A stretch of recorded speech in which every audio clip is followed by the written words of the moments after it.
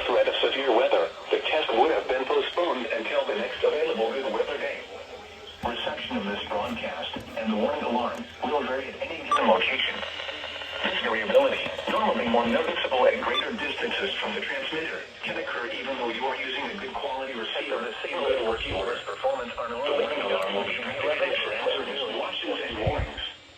For station WXL70, broadcasting near Charlotte, on a frequency of 162.475 megahertz, the warning alarm will be activated for the following counties in North Carolina: Alexander, Anson, Cabarrus, Catawba, Cleveland, Gaston, Argyle, Lincoln, Mecklenburg, Montgomery, Richmond, Warren, Staley, and Union.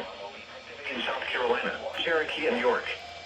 This concludes the No Weather Radio All Hazards Tone Alert Test. The warning alarm will be activated for the following counties. Now